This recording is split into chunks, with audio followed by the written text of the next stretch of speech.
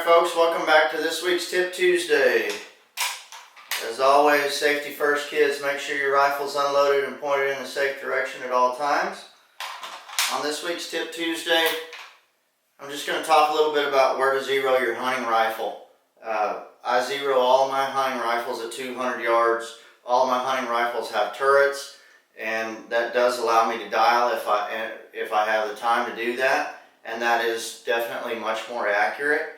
But you don't always have time to range and dial, so by zeroing at 200 yards with any of the rifles that I'm shooting or any of the rifles that I allow my customers to shoot on the bigger animals, and when I'm talking bigger, I'm talking from pronghorn size and bigger, any of the calibers that I'm allowing my hunters to use, if you're zeroed at 200 yards, you're going to be good all the way out to 300, some even further than that. But just to make it simple, you're going to own from the muzzle all the way to 300 yards. This 280 Ackley is zeroed at 200 yards, and with the variation of bullets, it's going to drop 6 to 7 inches from 200 to 300 yards. So even if he's at 300 yards and it's a big mule deer, put it on the top of his back, pull the trigger, you're good.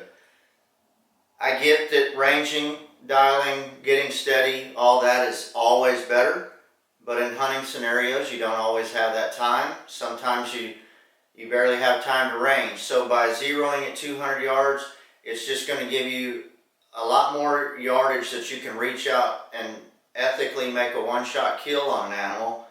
So it just helps to be zeroed at 200 yards. Now, I get that people are using smaller calibers and lighter bullets, and you know, when you start talking about calibers and bullets and where to zero, there's all kinds of opinions. But my opinion, for anything 270 or larger, and for pronghorn animal and larger,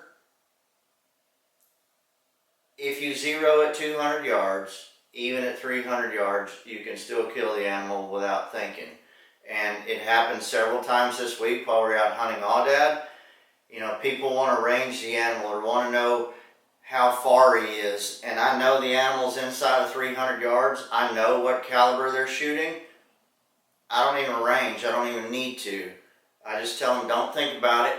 Put your crosshairs where you want to hit and pull the trigger, and you're good, and you'll kill that aoudad. And it all worked out fine. So it's no big deal. Just with all long-range shooting coming into vogue and everybody, you know, enjoying shooting, or more people enjoying shooting long range, people just get in the habit of having to range and then dial, and he's 250 yards or he's 275, and that doesn't always work in a hunting scenario. I get in competition or targets or anything like that, yes, take your time, range and dial. But for hunting, zero at 200 yards. Keep it simple. Just remember you own from the muzzle to 300 yards, and if he's inside of 300 yards, put it on him, kill him.